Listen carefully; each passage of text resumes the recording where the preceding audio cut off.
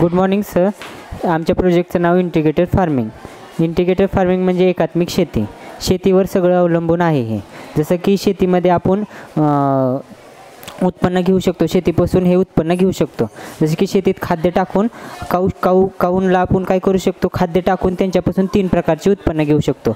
जसं की त्यांना विकून प्लस त्यांचं वेस्टेजपासून त्यांना विकून प्लस त्यांचं दूध विकून प्लस त्यांचं जे वेस्टेज आहे ते आपण गोबर गॅसमध्ये टाकून त्याच्यापासून आपण गॅस तयार करू शकतो. आत्ताच्या काळात चुली आहेत खेड्यामध्ये, त्यामुळं काय होऊ शकतं, प्रदूषण होऊ शकतं, त्यामुळं आपण ह्याचा उपयोग करू शकतो. प्लस इथं आहे ते कोंबडी पालनपासून काय करू शकतो आपण 3 प्रकारचे उत्पन्न घेऊ शकतो. एक त्यांचं एग विकून प्लस त्यांचं चिकन विकून प्लस त्यांचं जे वेस्टेज आहे ते आपण माशांना टाकून माशांपासून पण उत्पन्न घेऊ शकतो. इथं डेअरी आहे, त्या डेअरीमध्ये दूध घालून त्याचं पण उत्पन्न घेऊ शकतो.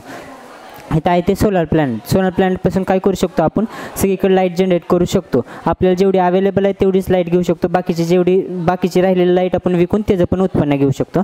इथं आहे ते ग्रीन हाऊसपासून आपण काय करू शकतो, फुलं विकून प्लस त्यांचे प्लांट विकून त्याचं पण उत्पन्न घेऊ शकतो. इथं आहे हनीबिंगपासून मधाचं उत्पन्न घेऊ शकतो. ते हनीबिंग कशापासून मध घेतात, फुलांपासून. मग इथून फुलांपासून यापासून मध गोळा करून त्याचं पण उत्पन्न घेऊ शकतो. शेतीसाठी महत्त्वाचा प्रोजेक्ट.